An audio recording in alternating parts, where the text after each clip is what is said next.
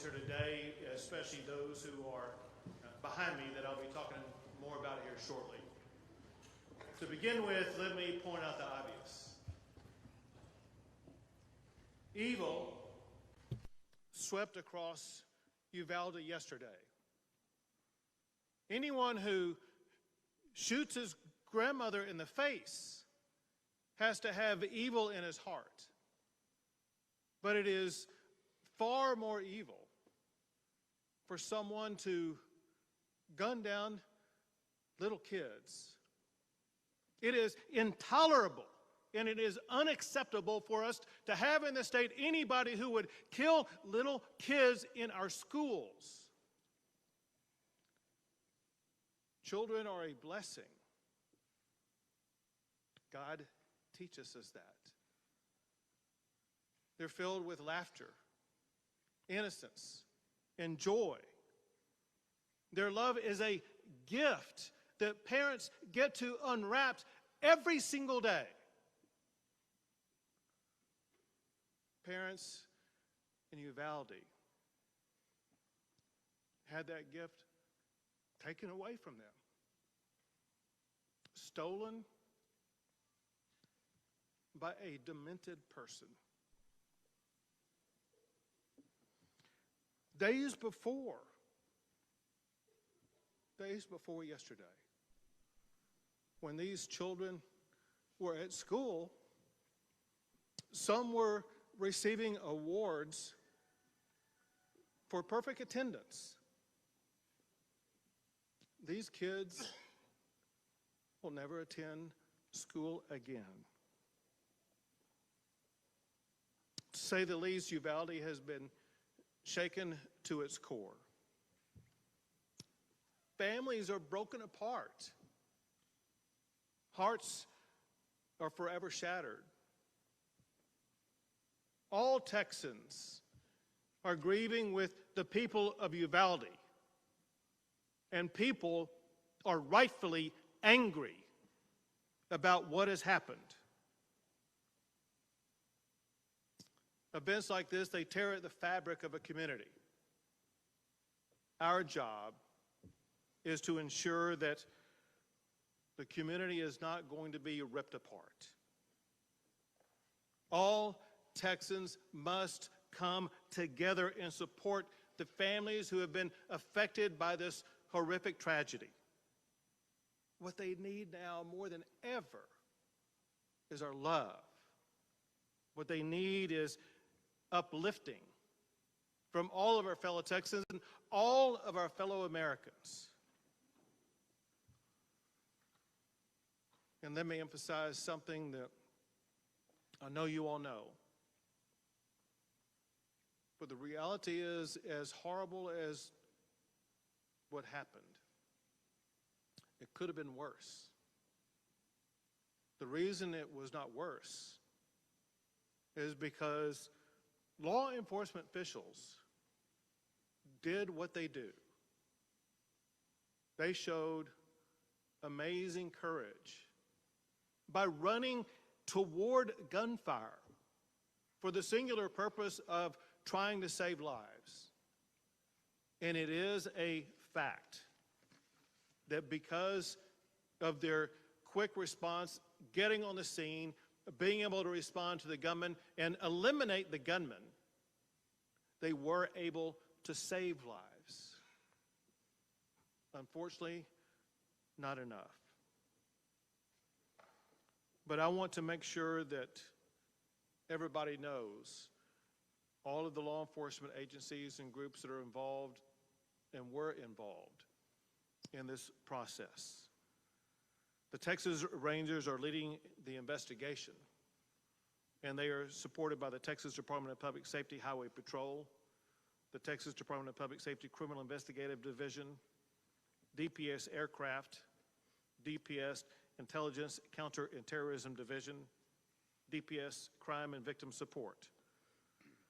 They're also supported by the Texas Division of Emergency Management, the FBI, as well as multiple federal partners, including the DEA, ATF, HSI, and Border Patrol. And then, of course, the valiant local officials. the Uvalde Sheriff's Department, Uvalde Police Department, Uvalde Independent School District Police, Uvalde County Constables, Uvalde Mayor, the County Judge, Uvalde District Attorney's Office, local public works and surrounding police department, and the San Antonio Police and Fire Department also. Let me walk you through some of the facts of what has happened. There's been a lot of things that have been said. Some are correct, some are incorrect. Let me tell you the best information that we have at this time, understanding, very importantly, that this is an ongoing investigation, and ongoing investigations often reveal new information as those investigations progress. The first thing that happened was that the gunman shot his grandmother in the face. She then contacted police. The gunman fled, and as he was fleeing, he had an accident just outside of the elementary school, and he ran into the school. Officers with the Consolidated Independent School District, they approached the gunman and engaged with the gunman at that time. The gunman then entered a back door and went down 2 short hallways and then into a classroom on the left-hand side. The gunman entered into that classroom, and the classroom was connected internally to another classroom. Border Patrol, Consolidated ISD officers, police, sheriffs, and DPS officers converged on that classroom, and a Border Patrol officer killed the gunman. As I said, Texas Rangers are leading the investigation, joined by federal, state, and local law enforcement officials. At this time, we know that 19 children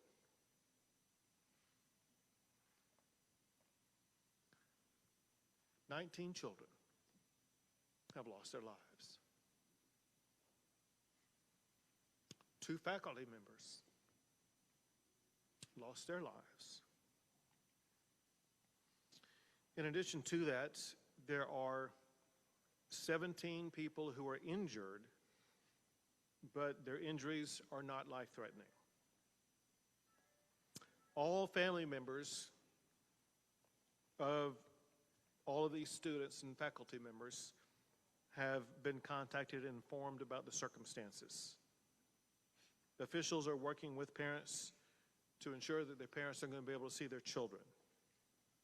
Parents should contact victim services at the county fairplex. We know that there are parents still striving to make a connection.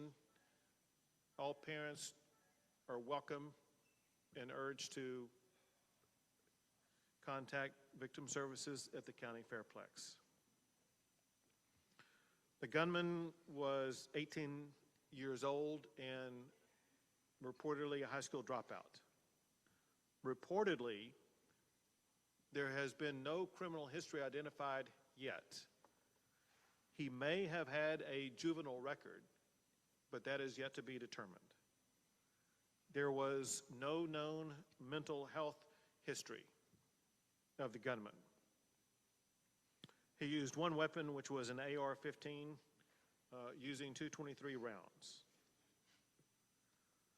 There was no meaningful forewarning of this crime other than what I'm about to tell you. As of this time, the only information that was known in advance was posted by the gunman on Facebook approximately 30 minutes before reaching the school. The first post was to the point of, he said, "I'm going to shoot my grandmother." The second post was, "I shot my grandmother."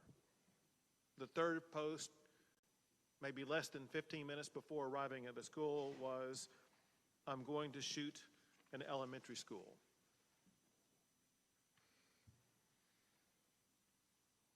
I mentioned that during the shootout that took place at the school, in addition to the students and the faculty. There were 3 officers who were injured who were all remain in good condition. 1 deputy sheriff lost a daughter in that school. Before coming out here, we had a long discussion with law enforcement at all levels. We had a discussion with community leaders, elected officials. And I asked the sheriff and others an open-ended question and got the same answer from the sheriff as well as from the mayor of Uvalde. The question was, what is the problem here? And they were straightforward and emphatic. They said, we have a problem with mental health illness in this community.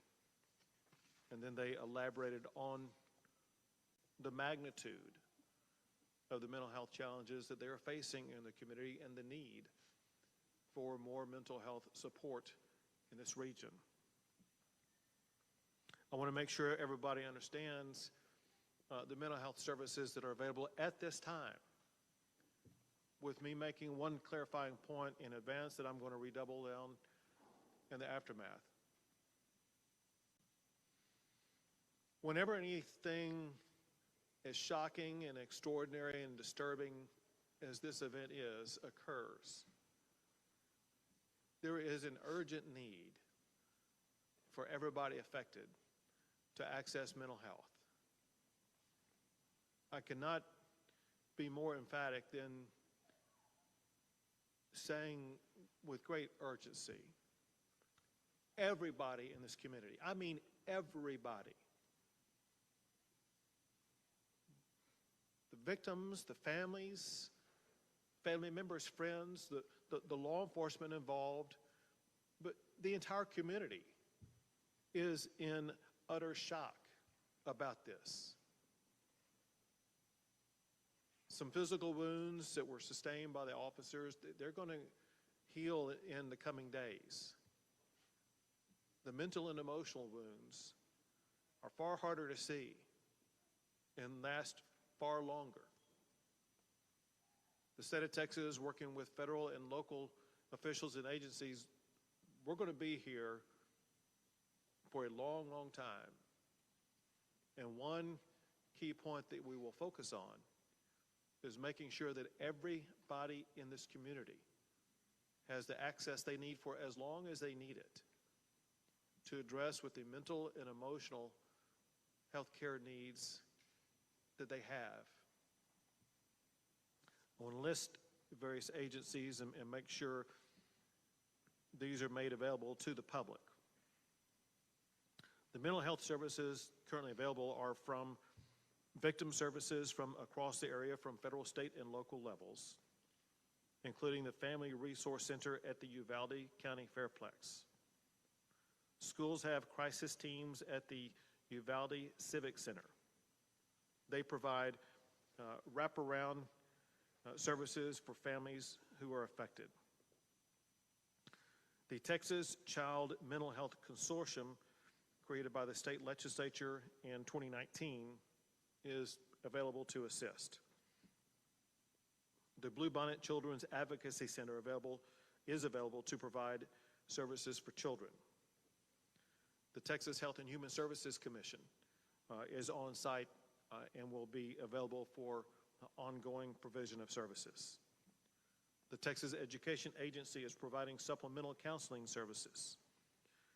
The Texas Department of Public Safety Counseling is providing counseling services for law enforcement. And the FBI is also bringing in mental health services for law enforcement. It cannot be overemphasized the importance of law enforcement officers, all of them, seeking out and obtaining this mental health counseling. The District Attorney's Office for Victim Services has a phone number available for all victims, and candidly, the entire community, in a way, is a victim here.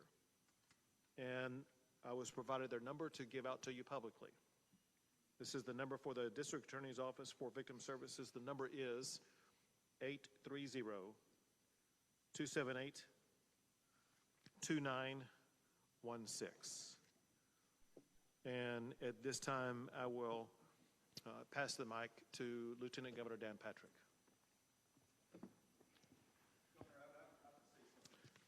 Excuse me. Excuse me. Excuse me. Sit down. You're out of line and an embarrassment. Sit down and don't play this stuff. Next shooting is right now, and you are doing nothing. No, he needs to get his ass out of here. This isn't the place to talk this over. This is totally predictable when you Sir, you're out of line. Sir, you are out of line. Sir, you are out of line. Please leave this auditorium. I can't believe you're a sick son of a bitch that would come to a deal like this to make a political issue.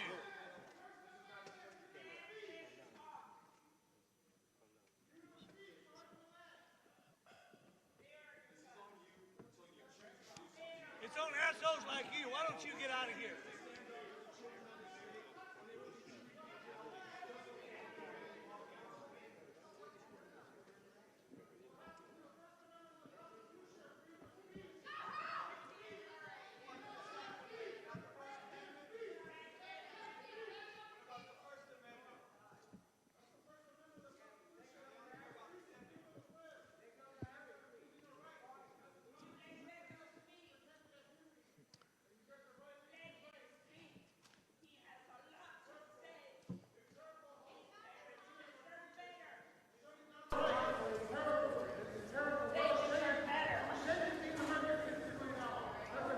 Then leave.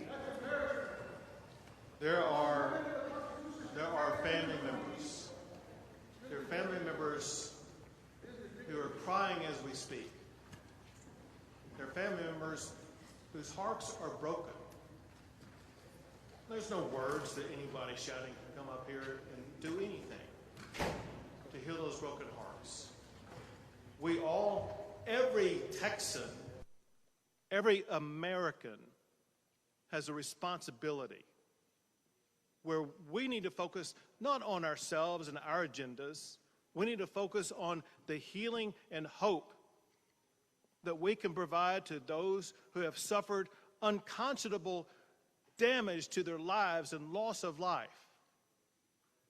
We need all Texans to, in this one moment in time, put aside personal agendas, think of somebody other than ourselves, think about the people who are hurt, and help those who have been hurt.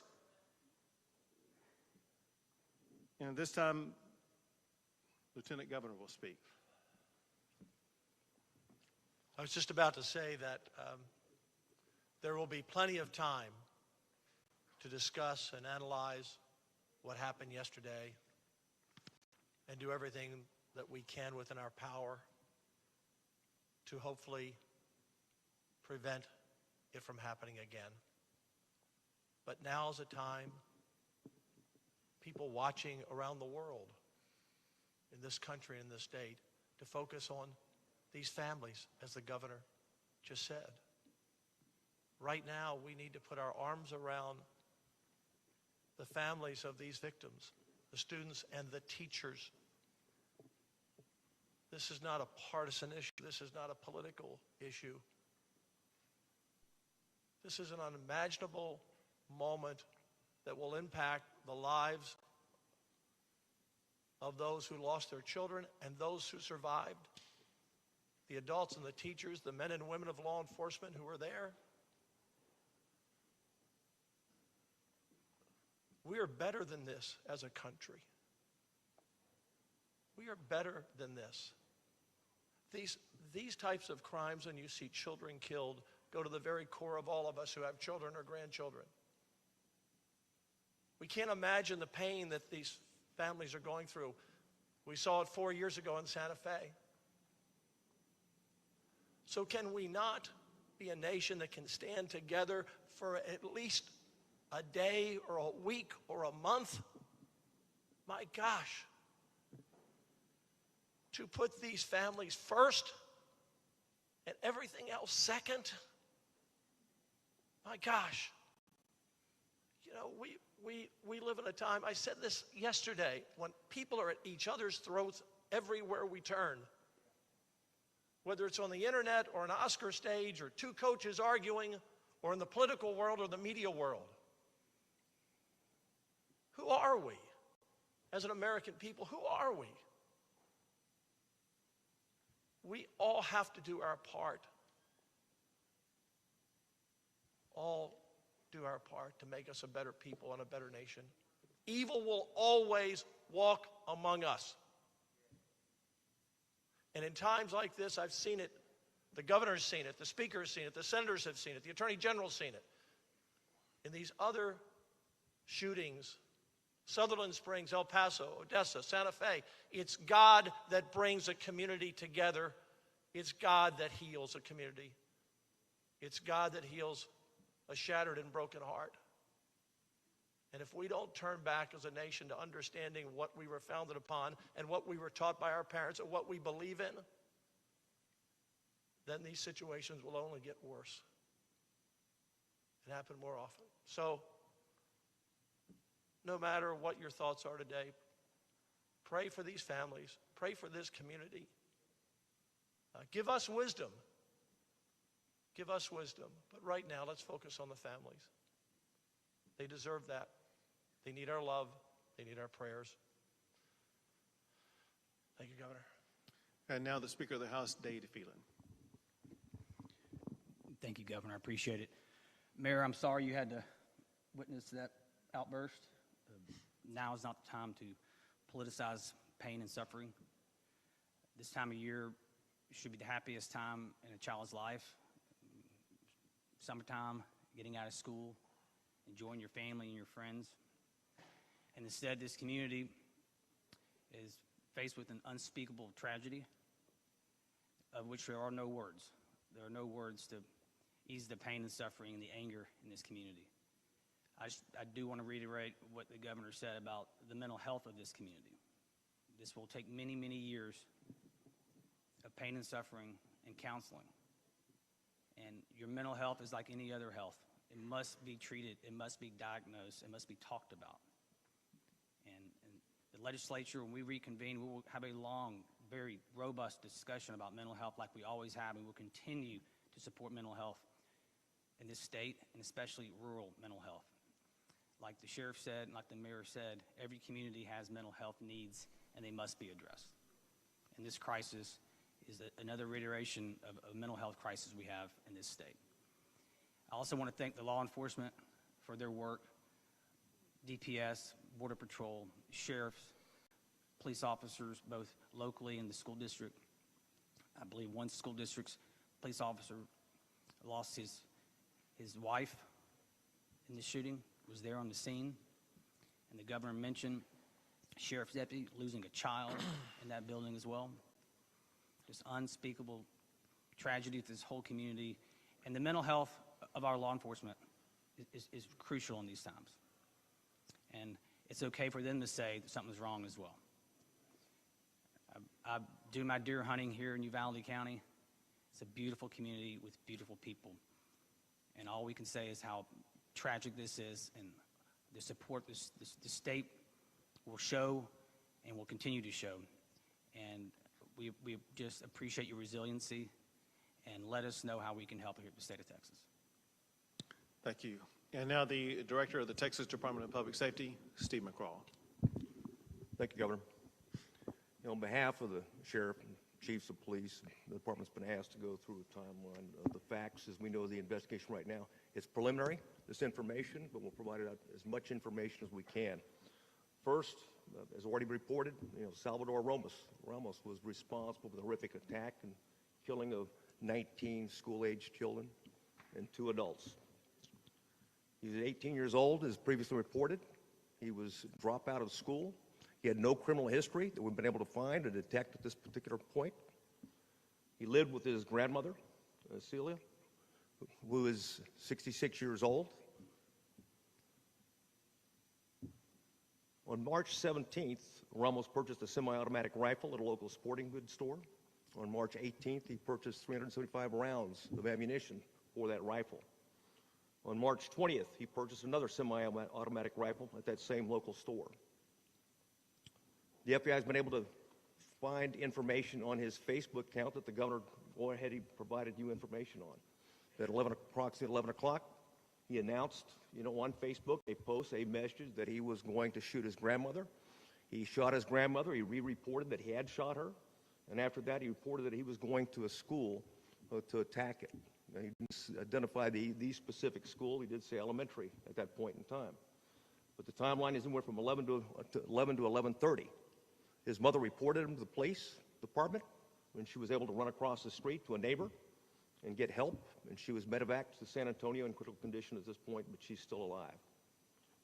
The subject, Ramos, at that point in time, used her vehicle, his grandmother's vehicle. He was living at their residence since March of 2022.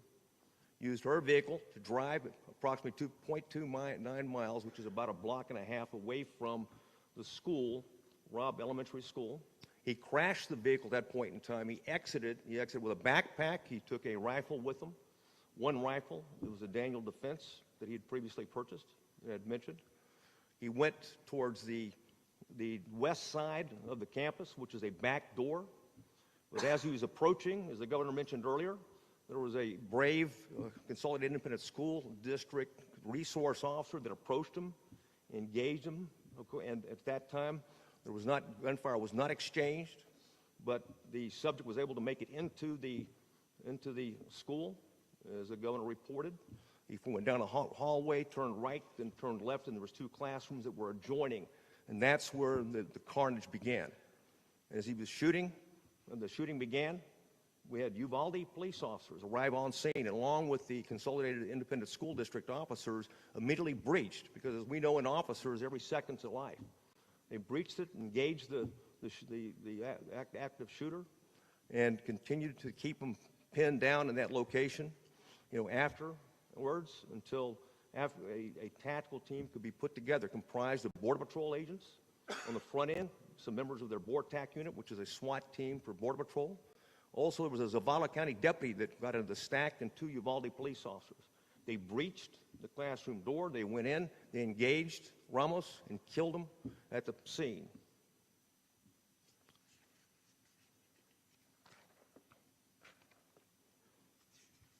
That covers it, Governor. One thing I'd like to say, though, and you hit the nail on the head, is that in the profession of law enforcement, it is a profession.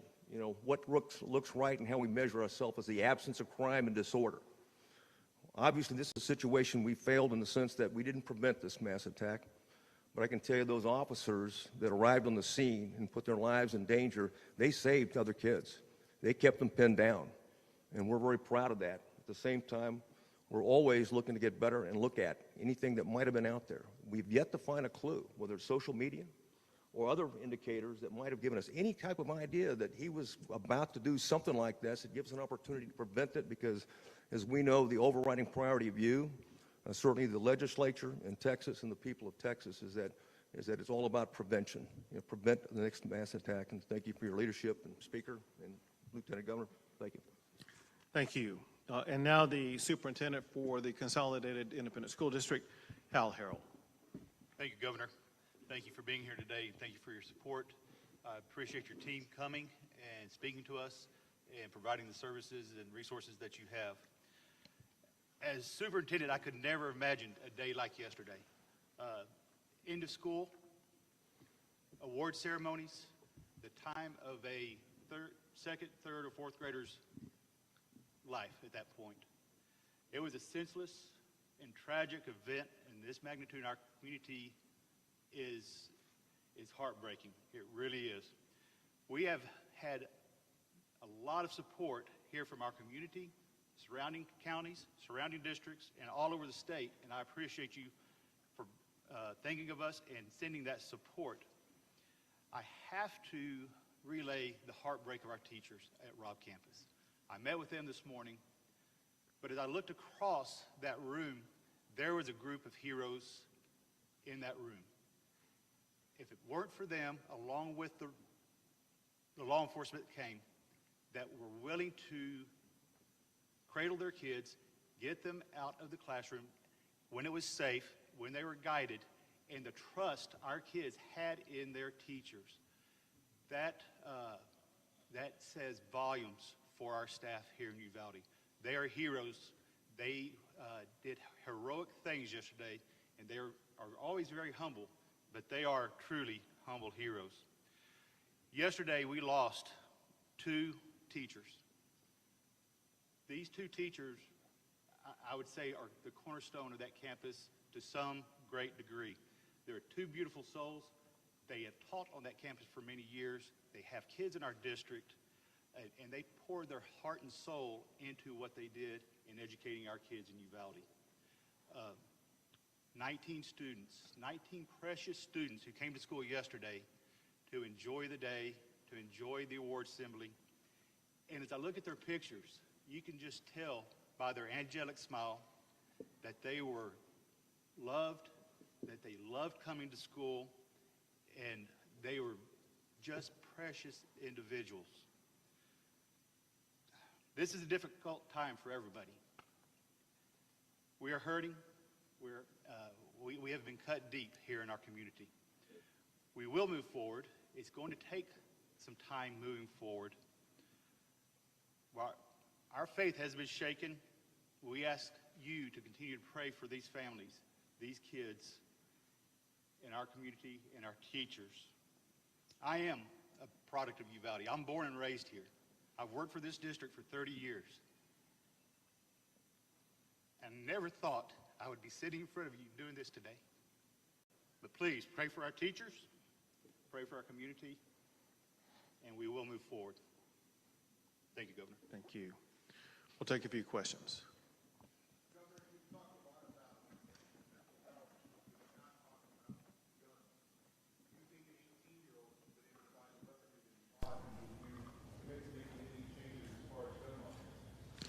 So the ability of an 18-year-old to buy a long gun has been in place in the state of Texas for more than 60 years.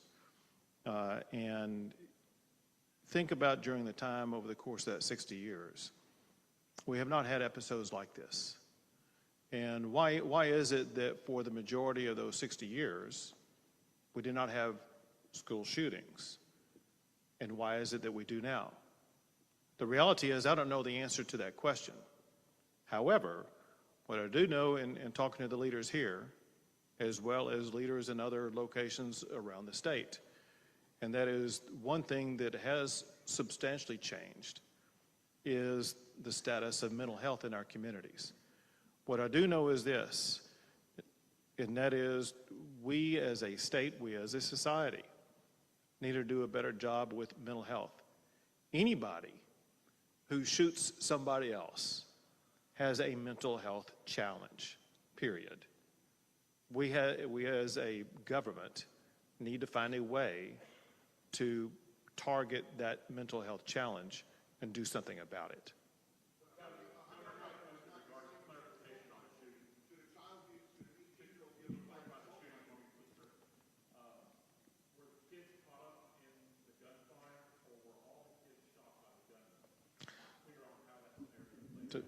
Director McCraw will have the best information on that. We're in the process of doing the crime scene right now. The first one being the school, the second being the vehicle, and the third, the grandmother's residence. I can tell you where it's a detailed process, so I can't answer that. But for right now, we believe that all the children were shot and killed by Ramos.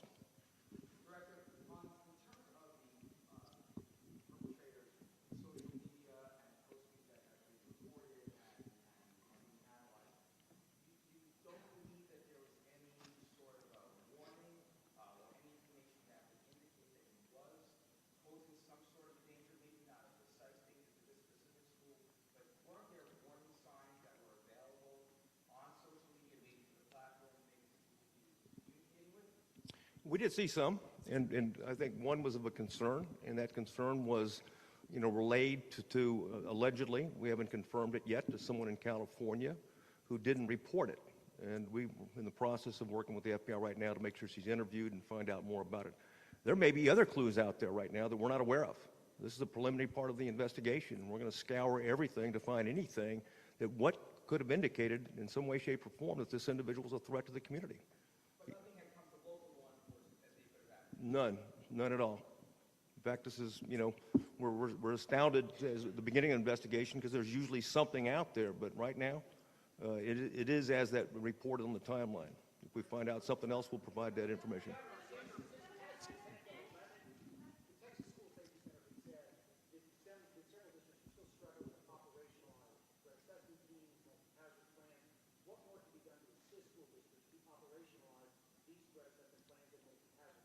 So I'm going to answer in part, but we also have the TEA Commissioner, Mike Morath, with us, who may be able to shed additional light. But here's the information that we know, and you pointed out SB 11. Listen, as you know, but others may not. People need to understand that in the aftermath of the Santa Fe shooting, I signed 17 laws to address school safety, and one of them dealt with threat assessment and preparation for threat assessment. And there are certain standards that schools are required to comply with to make sure that they are addressing threat assessments. I have no information as we speak at this particular time about the status of this particular elementary school or the ISD about what the status was concerning threat assessments. However, to make sure that your broader question is answered sufficiently, Mike, you want to come up? The person coming up is Mike Morath, who is the commissioner for the Texas Education Agency. So there's significant appropriations provided to ensure that the local school systems around the state have resources for this. One of the components of Senate Bill 11 was a school safety allotment. There was additional upfront funding for that. The Texas School Safety Center and our agency work in collaboration to provide technical assistance and training to school district leaders, counseling team leaders, others, to ensure that the threat assessment protocols and these procedures, including threat response plans and the operational multi-hazard plans, are practiced on a recurring basis. So there have been essentially fairly significant efforts to bolster those managerial practices and these detective or preventative practices in schools all over the state of Texas. We will continue to do more. After any incident like this, of course, you reflect on lessons learned to ensure that we can prevent this kind of situation in schools going forward. Yeah, if I can just add to that. One sec. I'll call on you next. 1 second. If I can just add to that briefly, in 19, the House and Senate worked together, put $100 million into trying to give the schools all the tools that they needed to try and protect the student. The Marshals program, the Guardian program to arm teachers where schools want it. We left a lot of those programs optional up to the parents and the school boards and the school districts. And they're doing the best they can. And you're always going to have, again, no matter what you do, there's going to be someone to find another area that's vulnerable. But the legislature did act. The governor signed those bills, but we can and need to do more. And in the area of mental health, we've also been working on that as well, but need to do more. We've got to, in our smaller schools where we can get down to one entrance. One entrance might be one of those solutions.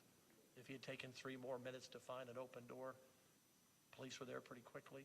But this school district has been doing a really good job in trying to protect their students. And those teachers died yesterday protecting their students. And this is a continued work for us. Of course. You were at a political fundraiser in Walker County. Why did you not cancel that event? And your press office has stated that you plan on canceling all future political events going forward until further notice. Does that include the NRA convention here in Houston on Friday? So first, with regard to yesterday, I was actually in Taylor County responding to a different disaster, a disaster of fires that had ripped through Taylor County and destroyed 20 homes. And that is when I learned about the shooting that was taking place pretty much at that time here. On the way back to Austin, I stopped and let people know that I could not stay, that I needed to go, and I wanted them to know what happened and get back to Austin so that I could continue my collaboration with Texas law enforcement to make sure that all the needs were being met here in the Uvalde area. As far as future plans are concerned, listen, I'm living moment to moment right now. My heart, my head, and my body are in Uvalde right now, and I'm here to help the people who are hurting.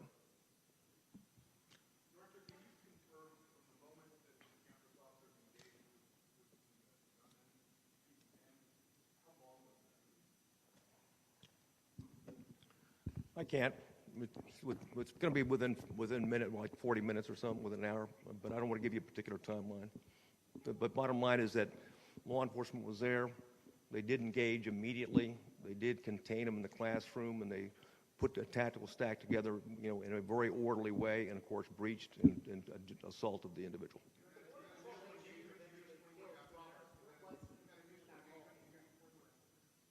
The initial engagement? No, I mean, yeah, it was just, it confronted him and wanted to find out, because he read the report, heard the accident, and was out trying to check on that particular crash when he saw it. So he followed him right in immediately, okay, and when rounds were exchanged. And of course, then also we had 2 Uvalde police officers previously described that went in and was involved in also the shooting with the subject and were wounded. And of course, they were also responsible for containing him in that area. Go ahead. Yes, sir. Well, I don't know where he was in the community, but obviously in the Uvalde area, because they got there so quickly and in force. And of course, I'll let them answer that question. But they were there in force, and of course, they were importantly, they had some members of their tactical team there on the Vortec team, and they took the lead on that stack. But I'll defer to, I think I have a Border Patrol uniformed.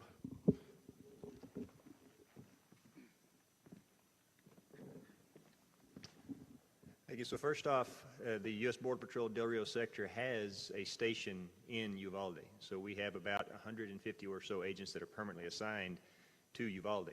We also have several agents in other stations that choose to live here in this community as well.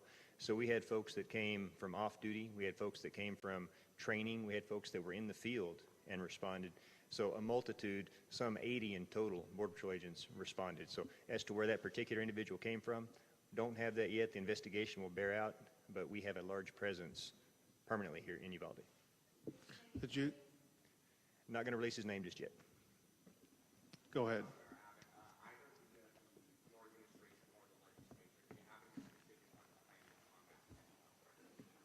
We began talking about it in there. I'll just tell you one thing that we talked about, which is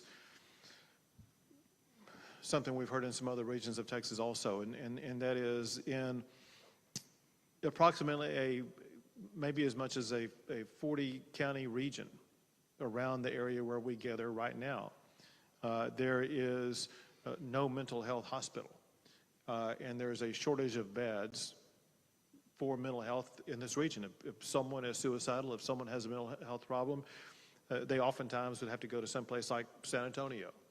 And with the growing population in this region, with the profound mental health challenges that were discussed with us, one takeaway I had was that there is greater need for a physical mental health care facility in this region. But we know that buildings don't treat people, people treat people. And so there needs to be more personnel, more strategies, a greater understanding by the mental health care provider community about what the needs are, and they will be best equipped to know the best way to provide, or let's say meet those needs. Bottom line is this, and that is, I think it's a fair statement, that legislative leaders understand about health challenges in the more rural settings in the state of Texas, and we have a genuine commitment to help address those mental health care challenges.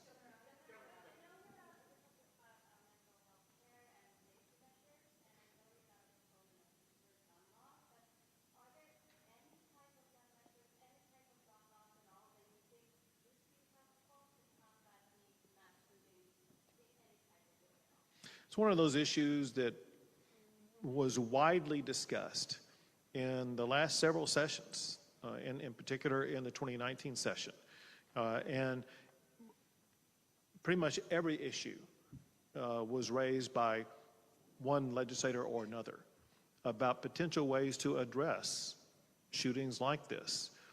And the consensus arose around those 17 bills that I did sign, that they hardened schools, they made schools safer, they addressed mental health, and issues like that were the solutions that were agreed upon by legislators at that time. And that is going to be the similar approach that I perceive legislators will continue to focus on.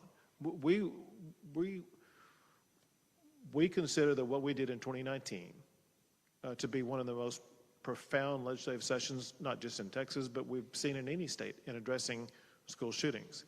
That said, to be clear, we all understand our work is not done.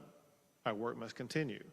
And we will continue to discuss with legislators about all the potential avenues and pathways that we can take to make sure that schools will be even safer going forward.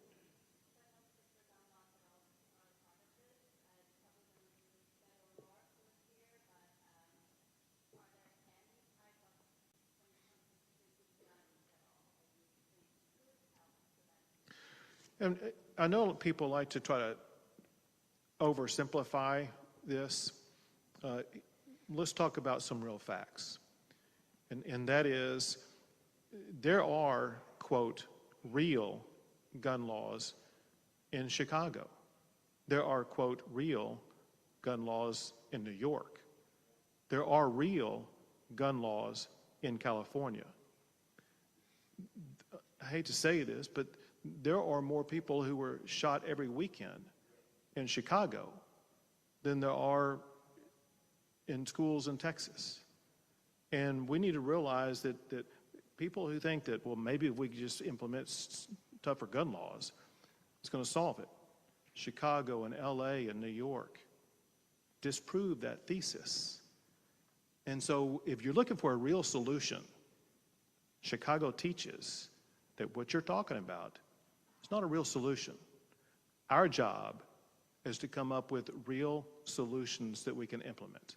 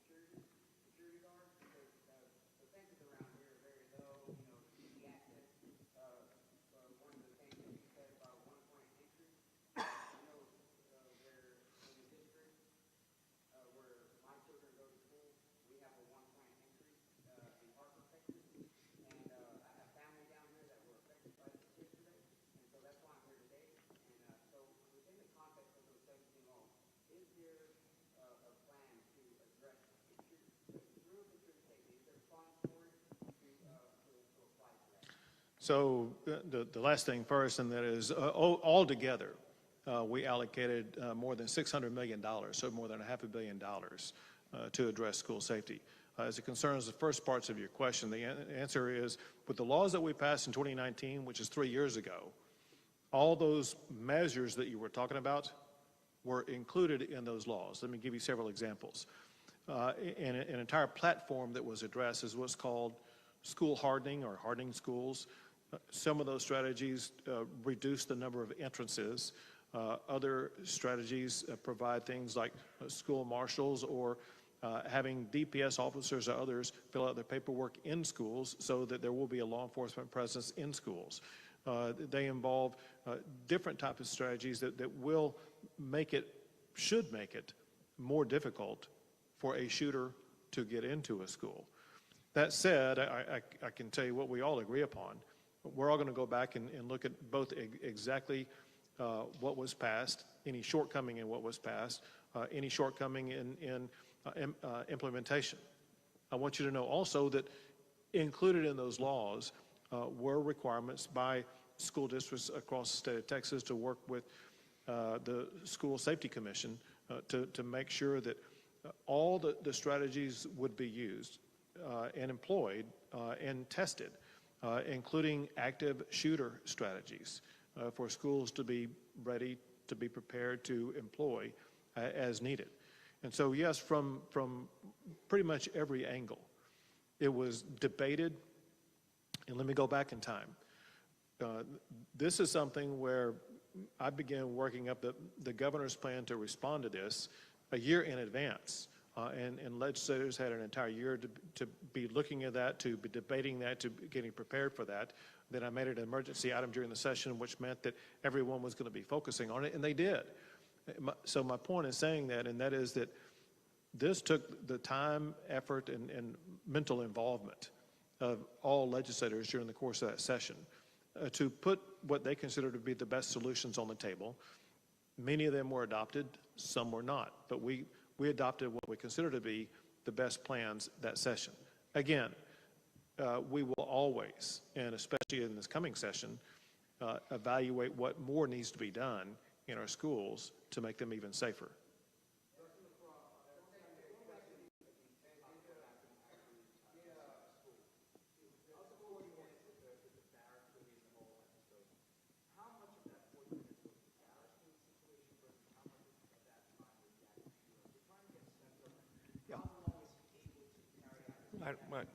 I understand that. We're looking at now we're getting the surveillance video, so we can go frame by frame and track that every minute. So that's part of obviously the investigation, and I'd wait until we've completed that part before we provide that information. Yeah, right now, I don't want to say because I think we have an answer, but we haven't confirmed it yet. No, he was not. He was not chased. No, not at all. What's the status of the building? Have you been able, or the team that's assembled now, obviously it's not only your people, but have victims all been identified, have bodies been moved, evidence, work going on?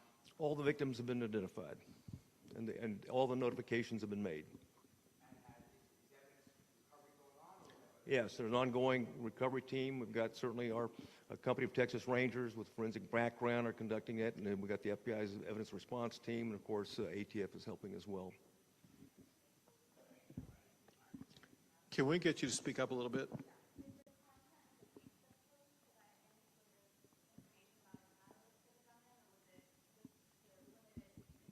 No, there's limited information. We don't see a motive or catalyst right now. We're looking for it, scaring, and we'll continue to do so. They were public, like anything else. They were out there, and he was trying to communicate. And of course, some of the information is we're going to have to continue to do interviews with people that he'd been in contact with. So we're not even close to being done yet.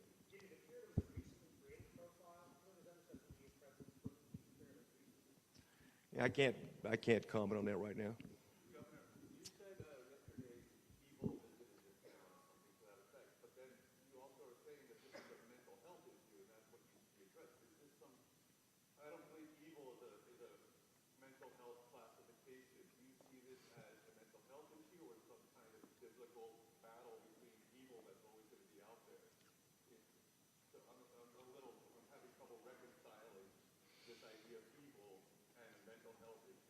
So, and very interestingly, in the meeting that we had before coming out here, I raised that exact issue because we talked about mental health. And to me, someone who is as demented as it takes to kill little kids, it goes beyond, seems to me, a mental health issue. I mean, that is the sheer face of evil itself. And so, listen, I'm not a doctor. I can't classify these things. And I don't know the extent to which mental health would be able to address someone who has the challenges that they would shoot their grandmother and then shoot and kill all these babies, all these young kids. Kind of what was pointed out at the time in our discussion earlier is there could have been a time earlier in his life when it was a more typical mental health issue that could have been addressed. I don't have any information about that, and maybe others don't either, but is there a difference between a mental health challenge that can be addressed and evil? I don't know. It's a big...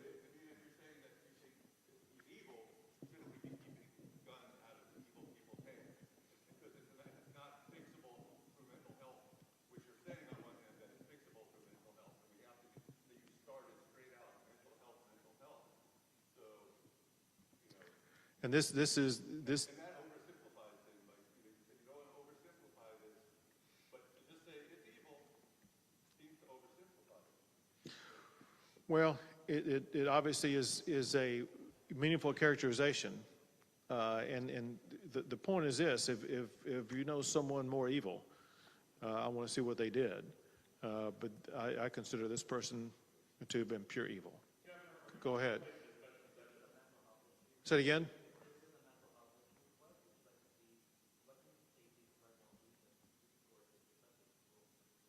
Well, it's the answer that I was given to this gentleman back here earlier, and that is something that we did talk specifically in our meeting before coming out here, and that is, for one, not just this community, but the surrounding geographic area is lacking in a mental health hospital or other physical facility. And there literally are either no beds or inadequate beds to address those with mental health challenges.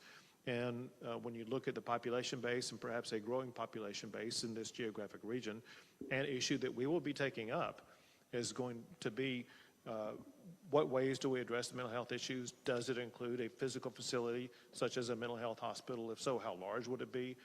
Things like that. So there are many issues for us to consider and evaluate and to work on addressing. Speaker Phelan wants to add more to that. I'd like to add to that. So in the last special session, we actually appropriated about $150 million in ARPA funds for the Children's Mental Health Consortium to partner with campuses across the state of Texas, higher education, four-year institution, two-year institutions, to have a mental health professional on campus to contract with local ISDs to make certain. This is mainly a COVID issue, of mental health for children coming out of COVID, but it's mental health across the board for any child who wants to meet with a professional, which is a challenge. I'm from rural Texas. It's a challenge to have those professionals in your community.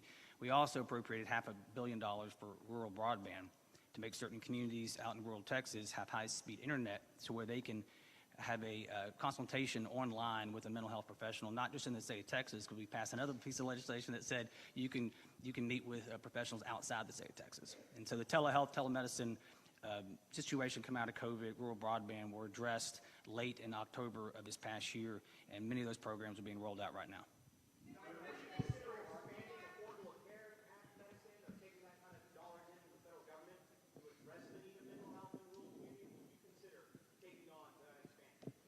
We have other ways of addressing it and other funds available for it.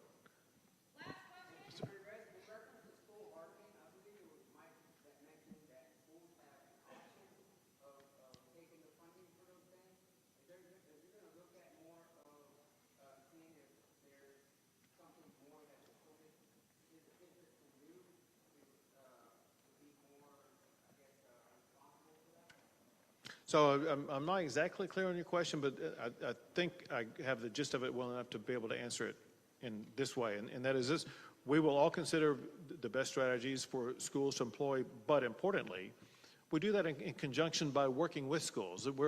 We won't be imposing policies on schools without working with them. We need ISDs and schools and school leaders and school safety professionals at the table for that discussion purposes if we are going to achieve the best standards that are possible. Thank you all.